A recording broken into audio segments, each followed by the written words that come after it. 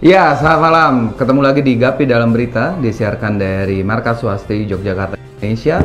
Setiap hari Kamis jam 9 malam. Luar biasa, malam ini sudah masuk bulan Ramadan. Kita akan membahas yang seperti biasa tentang ikan gapi tentunya. Dan malam ini kita akan membahas berita dari kumparan.com dengan headline cara merawat ikan gapi di akuarium agar tidak mudah mati. Menarik sekali. Silakan. Theory of happiness. Swasti Farm has a simple way to create happiness. Sad in social media? Happiness at social media? Happiness at your home? Happiness at your workspace? Every day in your life.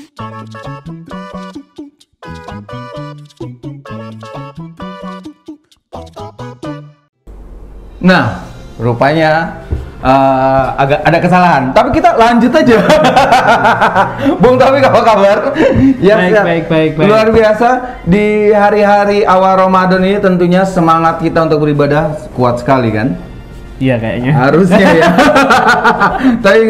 Tapi di sela-sela ibadah Ramadan kita gitu ya, kita akan membacakan berita tentunya untuk di Gapi Dalam Berita, dan kesempatan kali ini kita akan membaca dari kumparan.com. Biasanya kita baca dari kompas.com terus tuh gitu ya. Kita baca dari kumparan.com dengan tema agak harusnya pencinta ikan gapi ini nonton ini sampai selesai. Kenapa? Selain kita bacain berita juga kita akan yang namanya mempertajam lagi tuh berita, pesan-pesan di dalam berita tersebut kan gitu kan. Mentafsirkan, menerjemahkan. Karena kita bukan Ibnu Katsir kan, menerjemahkan. Menafsirkan bukan Ibnu Katsir kita. Ya oke, silakan. Ya oke, dari kumparan.com dengan headline. Iya, di sini banyak iklannya. Harusnya yang masa iklan terima kasih ke kita nih. Ada iklan juga di sini. Kita bacaan di ASBSD dekat rumah gue itu ya. Oke, ini cara merawat ikan gapi di akuarium agar tidak mudah mati. Oke, 18 Maret 2023, ini baru banget ya. Oke. Kenapa akuariumnya akuarium laut? Akuarium laut. Oh iya. Nanti aja, nih nggak sabaran banget sih ngebaca beritanya. Oke. Langsung disikat sama dia. Oke, sekarang ini banyak kita bacain ya. Sekarang ini banyak masyarakat Indonesia yang tertarik untuk memelihara ikan gapi. Kita juga? Enggak, kita juga pastinya. Mungkin termasuk kamu juga. Iya dong, saya juga dong. Namun apakah kamu sudah tahu cara merawat ikan gapi di akuarium dengan tepat? Iya, kita akan bacain versi kumparan.com. Jika belum, maka kamu perlu mengikuti penjelasan kali ini hingga selesai. Perlu kamu tahu bahwa merawat ikan di akuarium tidak bisa sembarangan, melainkan perlu dilakukan dengan cara yang tepat. Penasaran dengan cara yang tepat tersebut? Ya pastinya, langsung saja penjelasan berikut ini. Cara merawat ikan gapi di akuarium. Ini ikan komet. Oke, kita akan kayak kemarin ya, kita akan ada berapa poin, nanti satu poin bahas, satu poin bahas gitu ya. Dikutip dari buku Cara Mudah Budidaya Ikan Gapi dengan Ember karya Budiati. Pernah baca gak? Ini kayaknya penerbit apa itu Kanisius atau apa kayak gitu, banyak banget dulu buku-buku kayak gitu. Oke, jadi kita pengen bikin buku nih kayaknya. Iya. Enak ya? Oke, kita bikin dulu. Ini dia beberapa tata cara merawat ikan gapi di akuarium yang tepat menurut buku Cara Mudah Budidaya Ikan Gapi dengan Ember. Oke, 1. Menjaga kualitas air di habitatnya. Di mana saja kamu memelihara ikan gapi seperti di akuarium, tetap saja perlu menjaga kualitas airnya. Walaupun sebenarnya ikan gapi merupakan jenis ikan hias yang kuat dan murah dari segi perawatannya. Namun, kamu tetap saja harus memperhatikan cara merawat. Naikkan lagi, nggak kebaca, Bung. Merawat ikan gapi yang baik dan benar. Maka dari itu, pastikan jika kualitas air akuarium berada di angka 6,8 hingga 7,2 pH.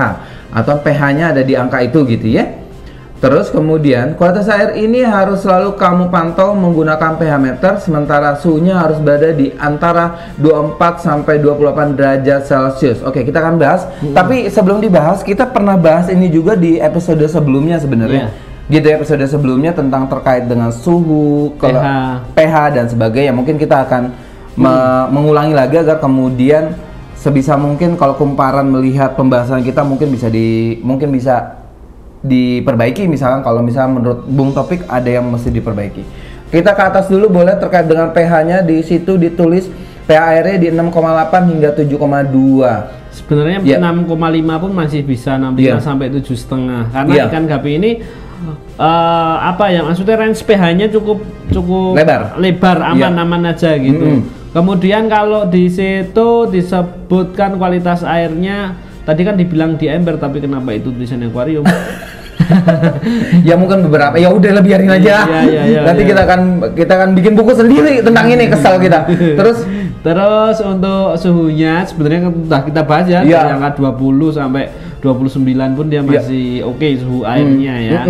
Terus kalau menurut saya ketika di ember bagusnya itu kasih tanaman air. Jadi menjaga kualitas air di ember itu nggak usah pakai pH meter, nggak usah dipakai termometer macam-macam. Udah masukin gapi, kasih tanaman air, kena cahaya dikit, udah selesai. Nah, tanaman airnya apa? Bisa dilihat di sini. Di mana sini nih? Nih, klik aja di sini ya. Itu tanaman air yang baik untuk ikan gapi ada di sini. Dibawakan langsung oleh Bung Topik. Nah, tapi Bung Topik, yang agak menariknya sebenarnya gue sebagai masyarakat umum yang nggak familiar dengan pH, nggak terfamiliar dengan derajat derajat panas atau dinginnya dari sebuah air gitu ya, kan itu agak meribetkan nih maksudnya. Oke, melihara ikan gapi pH sekian. Nih, gue tuh mau melihara ikan gapi bukan mau beli pH meter misalkan gitu loh. Apakah kemudian tanpa kita mengetahui itu dengan karakter suhu dan suhu di Indonesia, apakah ikan gapi sebenarnya bisa aja gitu tanpa lo harus pusingin pH meter gitu? Sebenarnya enak banget sebenarnya untuk mengecek suhu cocok sama gapi atau enggak. Tinggal tanganmu dimasukin, kalau itu hangat kuku, nah itu sudah di angka 30 derajat sebenarnya. Kalau ternyata tanganmu dimasukin kayak kena es, nah itu sudah 18 derajat sebenarnya. Nah, kalau tanganmu masuk biasa saja seperti kamu merasakan ketika kamu mandi pakai air dingin, itu suhu antara 22 sampai 25 biasanya. Jadi yang penting airnya itu kalau kamu masukin tangan nggak anget, nggak dingin banget, itu udah range antara 22 sampai 25 biasanya. Airnya. Terus untuk pH, pH itu sebenarnya bisa dilihat dari warna air. Walaupun warna air. Iya, walaupun ini aku cuma berdasarkan pengalaman. Jadi kalau pH-nya tinggi biasanya airnya itu lebih ke warna keputih-putihan. Putih kayak kena kapur kayak gitu. Nah, itu biasanya tinggi, pH-nya tinggi. Nah, untuk mengatasi itu semua, kalau kamu takut pH tinggi, pH terlalu rendah atau apa, masukin tanaman air. Nanti tanaman air itu sendiri yang akan mereduksi. Iya, dia akan, karena dia sendiri juga tidak menginginkan pH tinggi, tapi tanaman itu bisa bisa sebagai filter, bisa sebagai, karena dia memasukkan air itu ke tubuhnya tanamannya, ke batang dan daunnya gitu. Nah, kemudian menggunakan cahaya untuk berfotosintesis dan menghasilkan oksigen. Ini pelajaran kelas 3 SD nih. Kelas 3 SD? Ya, fotosintesis. Fotosintesis kelas 3 SD memang. Menghasilkan. Dia masih ingat loh pelajaran kelas 3 SD. Gue pelajaran kelas 6 SD itu apaan sekarang? Gitu. Iya, jadi emang kalau pengen nggak ribet, udah dilihat warnanya air. Jangan sampai putih, jangan keruh aja lah, nggak usah putih, kan mungkin menafsirkan warna putih itu berbeda-beda. Keruh aja lah. Kalau keruh itu resiko pH-nya tinggi. Warna putih beda-beda. Ya kita minta air putih nggak dikasih air bening. Air bening lah. Iya. Kalau dia keruh itu mengidentifikasikan bahwa pH-nya itu tinggi. Jadi lebih baik yang air jernih. Kalau untuk suhu dipegang aja, kalau airnya air normal lah, seperti kamu pas cuci tangan nggak begitu panas, itu suhu 23 sampai 25, kasih tanaman air, udah beres. Tapi biasanya kalau misalkan suhu di Indonesia itu tanpa kita harus menafsirkan tadi lo sampaikan gitu, sebenarnya nyaman kan melihara ikan gapi di Indonesia kan? Iya, nyaman. Jadi di Indonesia itu mungkin yang bisa ditempati di daerah-daerah tempati itu kan paling ketinggian itu paling tinggi sekitar 1.500 sampai 1.800 di atas permukaan laut, itu masih ditinggali sama orang. Kalau sudah 2.000 sudah nggak mungkin ditinggali orang kan? Iya betul. Nah, tak pikir kalau ya maksudnya kalau suhu air itu masih di suhu 18 saja, gapi itu masih bisa hidup kok. Oke. Kalau di bawah 18 memang ya nggak cuma gapi, banyak beberapa ikan juga nggak bertahan di ya, suhu cuma itu yang gitu. bisa bertahan hanya beberapa jenis udang-udangan aja kalau suhu sangat dingin di Indonesia ya. Oke. Mungkin kita tanyain kali di kolom komentar, pernah se-ekstrim apa suhu ketika melihara ikan gapi? Ya. Nah, kok komen aja di kolom komentar ya. Jadi biar kita tahu, wah pernah se-ekstrim itu gitu ya. Misal orang-orang Dieng gitu kan, Dieng bisa sampai suhu -1 derajat sampai -2 itu. Iya, kan dia itu kan pernah terjadi salju kan? Betul. Di candi itu. Nah, siapa tahu ada orang Dieng yang pelihara gapi. Oh iya, pernah se-ekstrem apa? Kemudian treatmentnya kayak gimana biar kita bisa saling melengkapi di sini. Oke, itu pertama tadi udah dilengkapi sama oleh Bung Topik terkait dengan pH dan suhu. Kemudian kedua, sering ganti air akuarium. Selanjutnya yang perlu kamu lakukan adalah rutin mengganti air akuarium. Bukan hanya sekedar mengganti air saja, namun kamu juga harus memperhatikan trik penggantian air yang tepat. Gue ingin menghalat harus sering-sering. Apakah kita di sini kan? Namun kamu juga harus bukannya sekedar mengganti, rutin mengganti gitu ya. Apakah kita mesti serutin apa sebenarnya yang diperbolehkan? Penafsiran ganti ini nggak boleh ganti total ya? Mampus lagi. Kalau ganti total nggak boleh, mati malah ikannya. Ya apa ya? Kalau bahasa kita kan sipon itu kan penggantian air dengan teknik sipon. Sipon itu kan menyedot air pakai selang yang diambil di bawahnya, karena yang di bawah biasanya ada kotoran, kemudian endapan dari berbagai macam bahan kimia, bahkan bakteri juga mengendap di bawah. Itu kita buang. Bekas-bekas pakan gitu ya. Kita buang. Terus? Nah, kemudian ditambah air baru lagi. Itu kira-kira ya maksimal 50%, jangan lebih dari 50%. Karena kalau diganti lebih dari 50%, biasanya ikannya stres. Karena dia harus beradaptasi dengan lingkungan yang baru gitu ya. Apalagi ganti total. Wah, ganti total ikan bisa pH shock namanya. pH shock. pH shock itu bisa tiba-tiba mati mendadak. Serangan jantung kali. Wah, panik gitu. pH-nya berganti dengan sangat cepat kayak gitu. Nggak boleh dilakukan penggantian air secara total sebenarnya, kecuali ada hal-hal tertentu dan itu ada teknik-tekniknya sebenarnya. Ada di sini, nggak ngerti ada nggak di sini? Yang mana nih? Lu tunjukin dulu, jangan tunjuk aja. Emang ada pernah bahas konten pH shock? Pernah, tapi di TikTok kayaknya. TikTok, bukan di video di YouTube kan?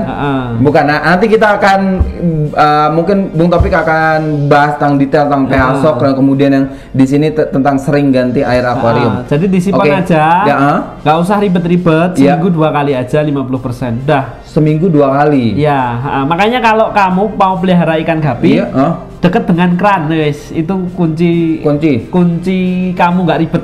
Nah, kalau misalnya itu seminggu 2 kali, kan gua ceritanya sibuk nih.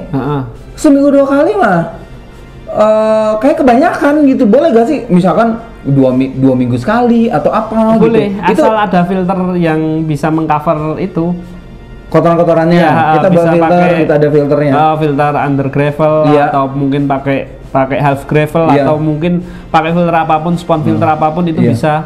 Nah, itu untuk untuk menjaga biar airnya tetap bagus, memang harus pakai filter. Nah, kalau nggak pakai filter, saran saya itu seminggu 2 kali. Ya, bisa polosan aja gitu kasih akuarium, kasih ikan di dalam. Ini relate sama yang satu tadi, yang di atas tadi pakai tanaman air.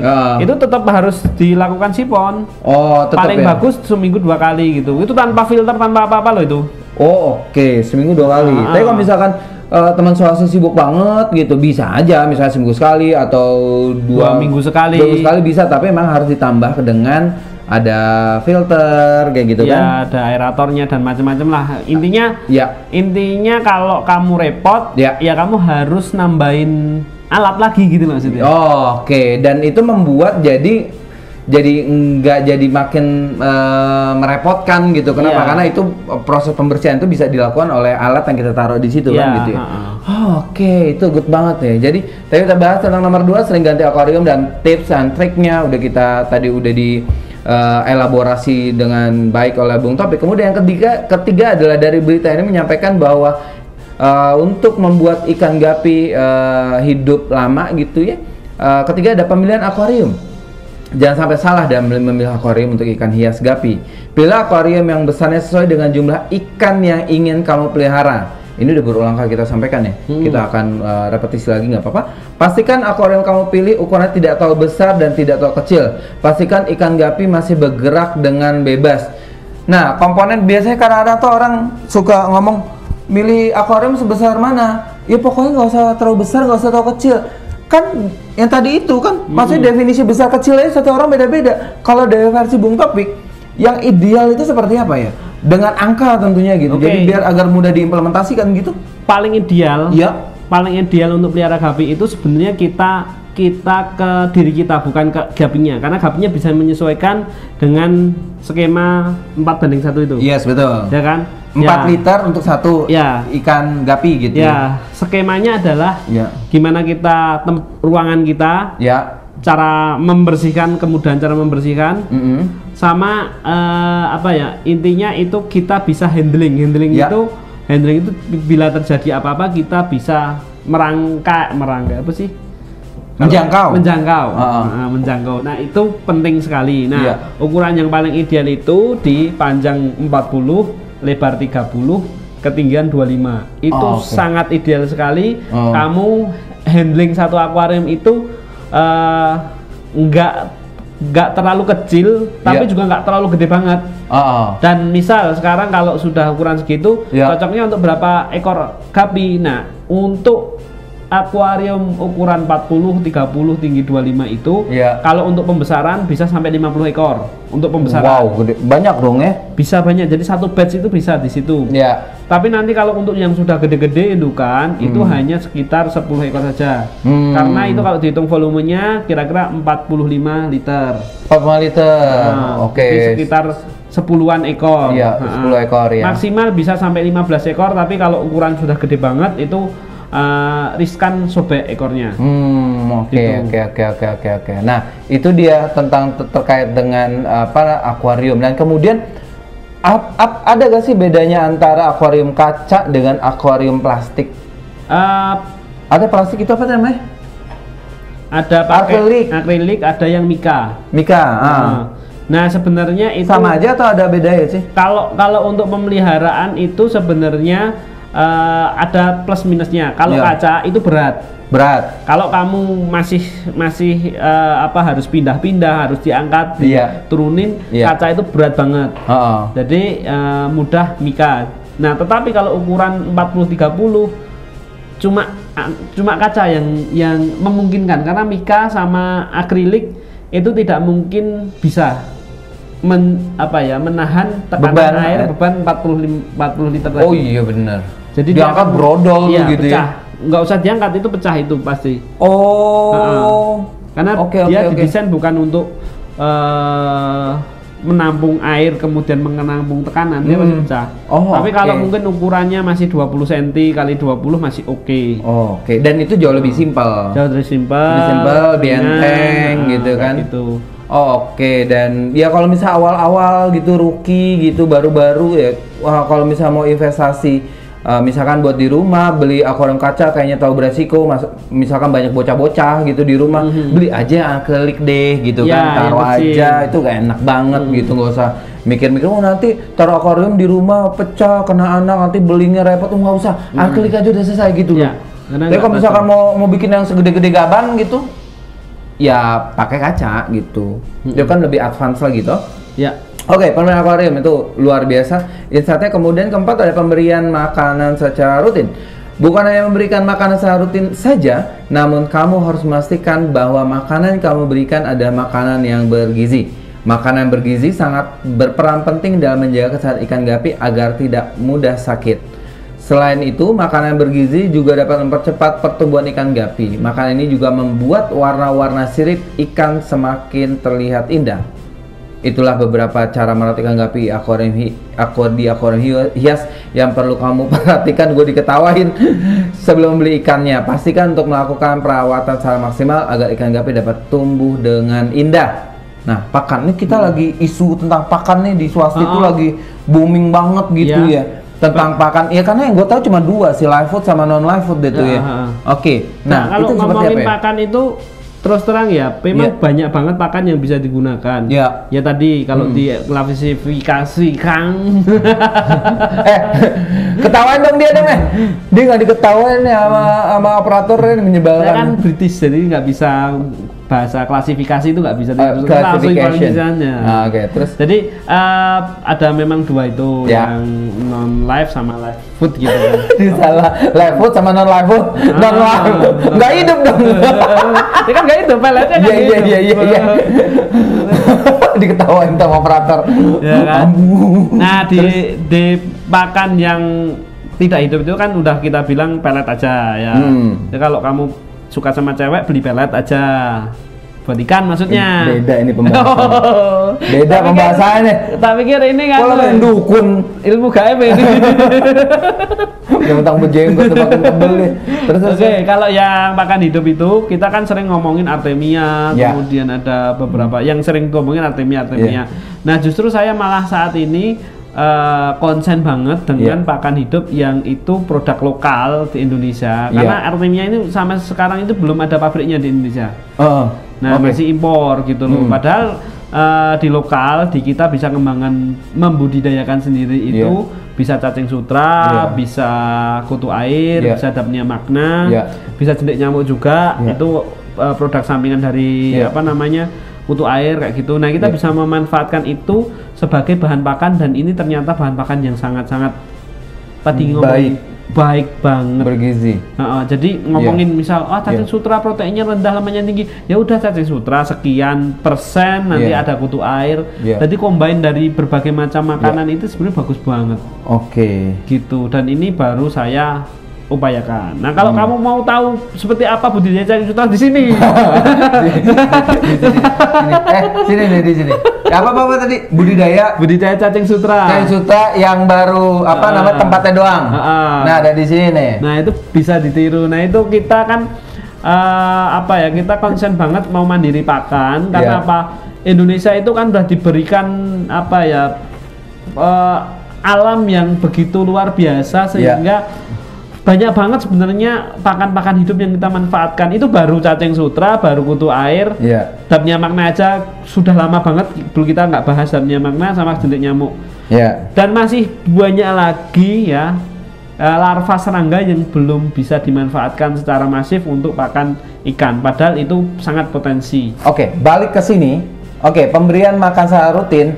Pakan yang paling bagus untuk ikan gapi adalah live food atau non live food? Kombinasi antara dua-duanya. Saya tidak pernah menyetop pakan pelet tadi yang non live food ya. Pelet tadi itu melet. Gue terlambat lagi. Terlambat gue. Sorry, agak skip. Pelet tadi tetap harus kita berikan dalam setiap hari walaupun sudah dikasih pakan hidup. Jadi memang saya selalu ngomong pakan yang bagus apa? Pakan yang kombinasi dari berbagai bahan pakan tadi karena saling melengkapi. Seperti ahli nutrisi mengatakan. Apa? Kalau dulu 4 sehat 5 sempurna, sekarang makan yang berkeseimbangan. Maksudnya? Tadi lu ngerti apa yang lo ngomongin enggak? Ini programnya Kementerian Kesehatan yang anti stunting itu loh. Stunting. Iya. Porsi makanmu kayak gitu aja kan. Porsi makan aja kita nggak tiap hari makan nasi sayur terus kan bosan juga gitu kan. Betul. Kadang-kadang sate, steak, spaghetti gitu ya. Malah nanti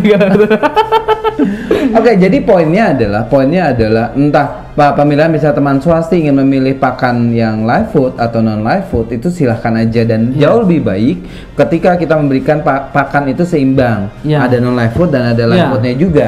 Dan kalau misalkan teman swasti di rumah, aduh repot banget sih, gua harus nyari cacing sutra, gua harus di kultur artemianya, ribet banget sih miara ikan gapi, nggak usah, nggak apa-apa. Jadi kalau di rumah aja pakai pakan yang non live food juga boleh-boleh aja. Boleh-boleh aja. Nggak ada masalah sebenarnya. Tapi kalau ingin mendapatkan hasil maksimal, itu harus kombinasi. Ya. Kalau teman-teman hanya sekedar untuk memelihara ikan saja, pakan tadi non live food apa sih? Non live food. Non live food tadi itu udah cukup sebenarnya. Pellet itu udah cukup. Ya, karena dia sudah ada proteinnya, karbohidratnya, vitamin, mineral udah cukup di situ. Cuma ini kan terus terang aja, berita ini dibicarakan oleh seorang breeder, jadi jadi konteksnya adalah ngebreed. Tapi gue ngenengahin nih sebagai orang biasa aja. Nah di rumah gue repot banget sih nyari-nyari infusuria, itu namanya gue baru dengar infusuria. Ya padahal maksudnya gini, kalau seorang breeder itu mikirnya gini, modalnya dikit aja tapi bisa jual mahal kan, kayak gitu. Oh iya. Jadi cari pakan yang itu disediakan alam, yang kita bisa ambil secara gratis gitu, maksudnya nanti gapinya dijual dengan harga mahal, maksudnya gitu. Tapi itu ngomongin bisnis. Iya, tapi kalau dari sisi gue sebagai penikmat aja, ya nggak usah repot-repot gitu, bisa aja di rumah ada ikan gapi. Nah bisa pakai pellet juga kan. Nah makanya di breeder juga nggak boleh. Kita lagi berdebat breeder. Ya di breeder juga nggak boleh makanan itu hidup tok. Oh iya. Kalau makanan hidup tok nanti ikannya dibeli sama yang mau pelihara di rumah, nggak mau makan pelet. Oh iya bener, karena nggak ada kebiasaan. Nggak biasa ya. Seperti saya tiba-tiba suruh makan steak, makan spaghetti, moncor itu. Belum makan kalau nggak ada nasi. Oh iya bener. Nah itu menarik banget pembahasan dari kumparan.com. Kita udah memperkaya banyak hal. Apalagi yang bagian terakhir nih, pemberian makanan secara rutin. Tidak hanya memberikan makanan secara rutin, kita nggak bahas tentang berapa kalinya gitu kan, tapi yang kita bahas adalah kandungan dalamnya untuk mendapatkan hasil ikan gapi yang maksimal. Kalau di rumah ya nggak apa-apa, pakai pellet aja. Kalau misalkan kita breeders, kita harus kombinasi antara non live food dengan live food agar kemudian ketika kita jual ikan gapi kita udah terbiasa dengan makan pellet gitu. Juga terbiasa melet.